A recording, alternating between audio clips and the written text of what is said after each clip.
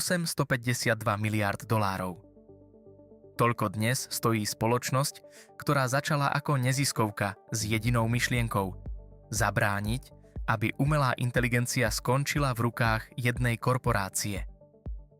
Dnes je sama najväčšou korporáciou v dejinách umelej inteligencie.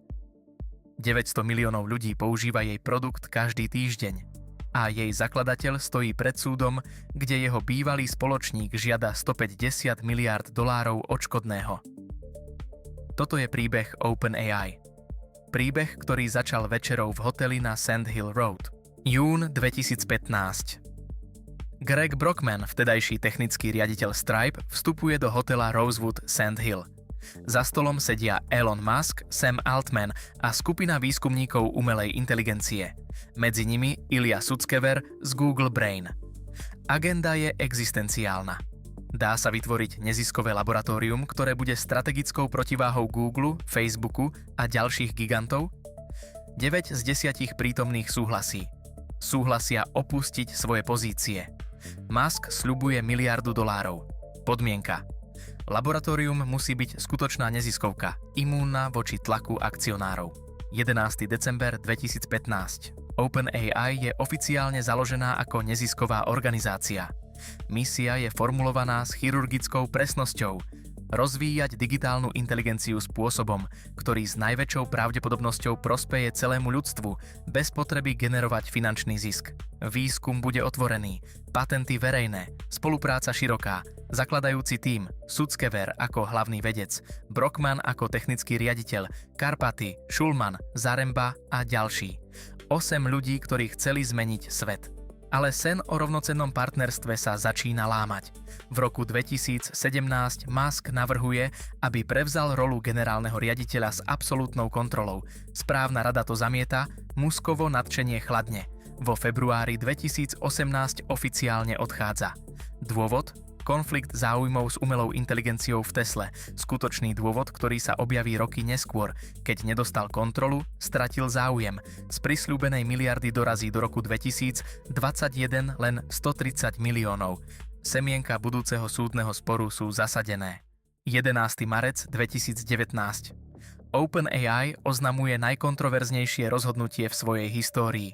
Z čistej neziskovky sa stáva tzv. Hybrid s obmedzeným ziskom. Dôvod je prostý. Náklady na frontálny výskum prekročili možnosti filantropie. Investori môžu zarobiť maximálne 100-násobok vkladu. Všetko nad tým odchádza neziskovke. Musk to neskôr označí za zakladajúcu zradu. Pre OpenAI je to moment, kedy sa sen stretáva s realitou. 22. júl 2019. Microsoft investuje $1 miliardu. Výmenou získava prednostné partnerstvo, právo komercializovať technológie OpenAI a exkluzívnu zmluvu na cloudový výpočet cez Azure. Je to začiatok vzťahu, ktorý prinesie celkovo $13 miliárd investícií. Microsoft bude mať nárok na 75% ziskov až do splatenia investície. Nezisková misia sa stáva korporátnym projektom, ale peniaze umožňujú niečo, čo filantropický rozpočet nikdy nemohol – stavbu najväčších jazykových modelov na svete. Február 2019. GPT-2 s 1,5 miliardou parametrov. OpenAI odmietne zverejniť plnú verziu z obavy pred dezinformáciami.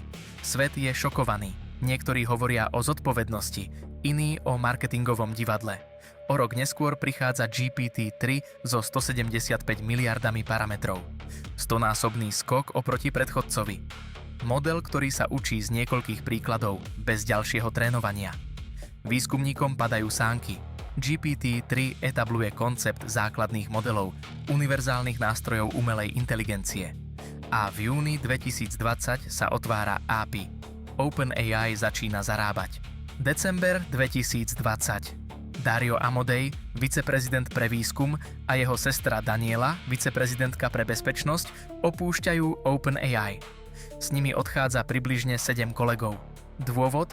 Hlboký nesúhlas s bezpečnostnými praktikami a tempom komercializácie.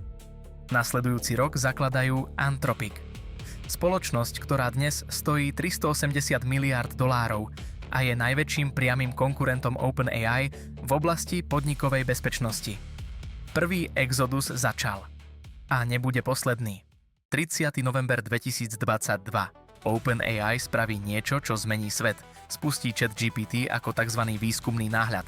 GPT 3,5, doladený cez techniku učenia zo spätnej väzby od ľudí. Za 5 dní 1 000 000 užívateľov. Za 2 mesiace 100 miliónov mesačne aktívnych užívateľov. Najrýchlejšie rastúca spotrebiteľská aplikácia v dejinách. Rýchlejšie ako TikTok, Instagram aj Spotify. Časopis The Economist to nazýva momentom umelej inteligencie. Okamžikom, ktorý zmení verejné povedomie, regulačnú naliehavosť a intenzitu investícií. 23. január 2023. Microsoft oznamuje investíciu 10 miliárd dolárov. Celkový záväzok narastie na 13 miliárd. Azure sa stáva exkluzívnym cloud poskytovateľom. Microsoft získava 75% ziskov až do návratnosti investície. Sam Altman je na obálke každého technologického magazínu. OpenAI už nie je laboratórium, je to najdôležitejšia platforma éry umelej inteligencie. 14. marec 2023.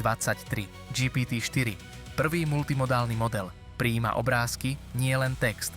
Na advokátskej skúške dosahuje výsledok lepší ako 90% uchádzačov. Na SAT, GRE na skúškach pokročilej úrovne. Expertná úroveň. A tu prichádza zmena. Počet parametrov OpenAI nezverejní. Po rokoch transparentnosti sa dvere zatvárajú. Je to strategické rozhodnutie. Alebo signál, že misia otvorenosti ustupuje komerčnej realite. 6. november 2023. OpenAI Dev Day. Sam Altman na pódiu v San Francisku. Oznamuje GPT-4 Turbo so 128 000 tokenovým kontextovým oknom a trojnásobným znížením ceny. Užívateľské GPT modely. Obchod s GPT. API pre asistentov s pamäťou a vykonávaním kódu. OpenAI sa definuje ako platformová spoločnosť éry umelej inteligencie. Publikum tlieska, investori sa usmievajú. O 11 dní sa všetko zmení. 17. november 2023, 11 dní po triumfe Dev Day. Správna rada OpenAI hlasuje za okamžité odvolanie Sama Altmana z pozície generálneho riaditeľa. Hlasujú Helen Tonerová, Tasha McCalliová, Adam D'Angelo a Ilya Sutskever. Oficiálne vyhlásenie: pán Altman nebol dôsledne otvorený vo svojej komunikácii so správnou radou. Greg Brockman sa dozvie o odvolaní a okamžite rezignuje. Mira Murati je menovaná dočasnou riaditeľkou. Je to najšokujúcejší moment v dejinách Silicon Valley od odchodu Steva Jobsa z Apple. Čo nasleduje, je 5 najdramatickejších dní v histórii technologického priemyslu. Satya Nadella, riaditeľ Microsoftu, najprv rokuje o Altmanovom návrate. Keď neúspeje, oznámi, že Altman a Brockman povedú nový tím pokročilého výskumu priamo v Microsofte. Je to vyhrážka, ktorá by OpenAI prakticky vyprázdnila. Viac ako 700 zo 770 zamestnancov podpisuje otvorený list. Žiadajú Altmanov návrat. Hrozia hromadným odchodom do Microsoftu. A potom prichádza moment, ktorý nikto neočakával. Ilya Sutskever, spoluzakladateľ, hlavný vedec, jeden z tých 4, ktorí hlasovali za odvolanie, verejne zmení postoj. Napíše: hlboko ľutujem svoju účasť na krokoch správnej rady. Sutskeverov obrat v kombinácii s tlakom zamestnancov, investorov a Microsoftu urobí pozíciu rady neudržateľnou. 21. november 2023. Sam Altman sa vracia ako generálny riaditeľ. Nová správna rada. Brett Taylor ako predseda, Larry Summers a Adam D'Angelo, jediný preživší z pôvodnej rady. Helen Tonerová a Tasha McCalliová sú odvolané. Sutskever opúšťa radu. Microsoft získava nehlasovací pozorovateľský post. Za 5 dní sa neziskovka pretvorila na korporáciu. Dokumenty, ktoré sa objavia v marci 2024, odhaľujú hĺbší príbeh. Sutskeverová svedecká výpoveď v Muskovom súdnom procese obsahuje 52-stránové memorandum. Dokumentuje systematický vzorec klamania, podkopávania vedenia a stávanie riaditeľov proti sebe. Bývalé členky rady Tonerová a McCalliová hovoria o toxickej kultúre klamania. Altman obvinenia odmieta, ale otázka zostáva. Bol puč pokusom o ochranu misie, alebo bol Altman obeťou prepiatých ambícií?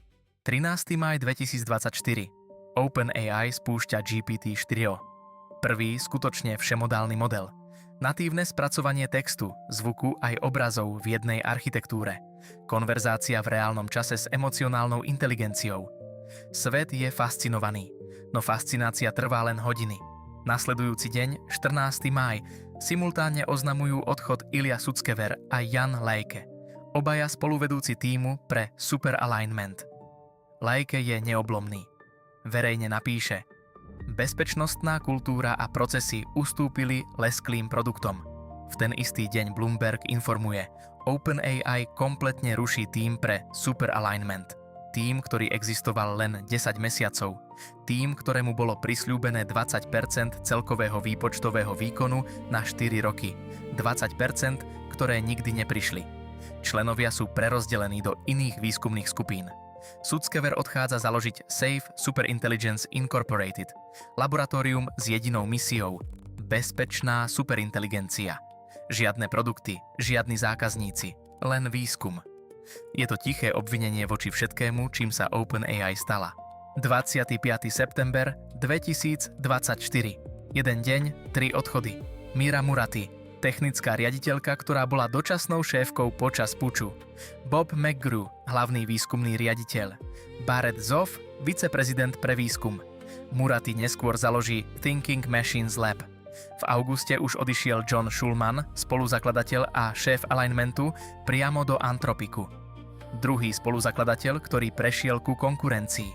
K máju 2026 zostávajú z pôvodného zakladajúceho tímu aktívni už len 2 ľudia. Uprostred exodu prichádza technologický prielom. September 2024. O1 preview. December. O1 plná verzia a oznámenie O3. Tieto modely sú fundamentálne odlišné, natlačujú viac výpočtu do inferencie. Predtým, ako odpovedia, premýšľajú. Reťazce úvah. Testový čas. O3 dosiahne 87,5% na benchmarku ARC AGI. Ľudský výkon je 85%. François Cholet, tvorca benchmarku, to označí za prekvapujúci a dôležitý skokový nárast schopností. Prvýkrát sa slovo superinteligencia nevyslovuje len ako filozofia, ale ako inžinierský cieľ. 21. január 2025. Biely dom. Prezident Trump, Sam Altman, šéf SoftBank Masayoshi Son a predseda Oracle Larry Ellison oznamujú projekt Stargate. $500 miliárd na infraštruktúru umelej inteligencie do roku 2029. Hlavná lokalita Abilene v Texase, 1,2 gigawaty. 400 000 grafických procesorov NVIDIA GB200, do konca roku 2025 7 GW plánovanej kapacity.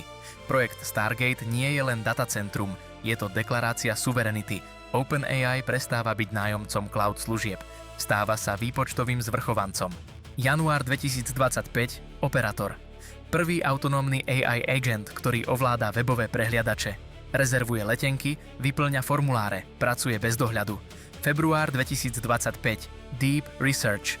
Agent, ktorý samostatne prehľadáva internet 20 až 30 minút a produkuje komplexné výskumné správy. A 7. augusta 2025 prichádza GPT-5. Altman ho označí za kľúčový pokrok na ceste k umelej všeobecnej inteligencii. 256 000 tokenov kontextu, dramaticky znížená miera halucinácií. GPT-5 je dostupný zadarmo aj pre platených používateľov. OpenAI demokratizuje prístup k tomu najmocnejšiemu, čo kedy vytvorila. Október 2025. OpenAI dokončí najväčšiu štrukturálnu transformáciu od svojho založenia. Z hybridu s obmedzeným ziskom sa stáva tzv. Public Benefit Corporation.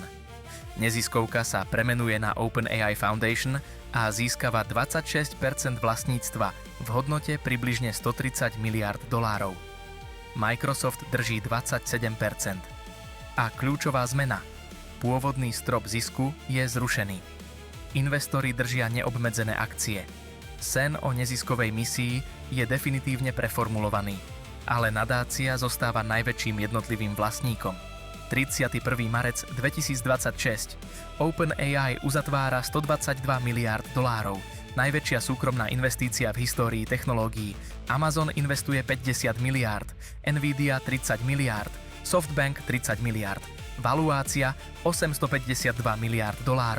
Celkovo od založenia približne $180 miliárd získaného kapitálu. Viac ako 3 miliardy prišli od drobných investorov. ChatGPT má 900 miliónov týždenne aktívnych užívateľov. Ročné príjmy presahujú 25 miliárd dolárov. Od neziskovky s 8 ľuďmi k najhodnotnejšej súkromnej technologickej spoločnosti na svete za 10 rokov. 27. apríl 2026. Federálny súd v Oaklande. Sudkyňa Yvonne González Rogers. 9 porodcov. Elon Musk žiada 150 miliárd dolárov. Obvinenia. Porušenie charitatívneho trustu a nespravodlivé obohatenie. Podvod bol zamietnutý pred procesom. RICO a antitrustové nároky tiež.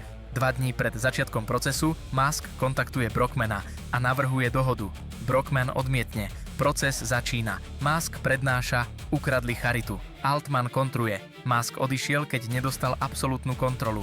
Shimon Zilis svedčí, že Musk sa pokúsil prevziať kontrolu nad OpenAI mesiace pred odchodom. Porodcov verdikt je len poradný. Sudkyňa má posledné slovo. Za kulisami sa pripravuje niečo ešte väčšie. Goldman Sachs, Morgan Stanley a JP Morgan sú najatí ako poradcovia. Cieľová valuácia pri vstupe na burzu $1 bilión. Ale finančná riaditeľka Sarah Frayerová súkromne odporúča odložiť vstup na rok 2027. Spoločnosť nie je pripravená na štandardy verejnej spoločnosti. $600 miliárd v záväzkoch na výpočtový výkon do roku 2030. Strata $5 miliárd v roku 2024. Projektovaná spotreba 57 miliárd ročne do roku 2027. Altman chce na burzu pred Antropicom. Frayerová chce istotu. Napätie medzi ambíciou a zodpovednosťou pokračuje. A tu stojíme. Máj 2026. Spoločnosť, ktorá začala ako neziskovka 8 ľudí a misiou prospieť ľudstvu, má valuáciu $852 miliárd. Jej zakladateľ stojí pred súdom. Jej hlavný vedec založil konkurenčnú firmu. Jej bezpečnostný tím neexistuje. A predsa 900 miliónov ľudí ju používa každý týždeň. Jej technológia dosiahla hranicu ľudskej úrovne v abstraktnom uvažovaní. Jej infraštruktúra pohltí viac energie než malá krajina. Otázka už nie je, či OpenAI zmení svet.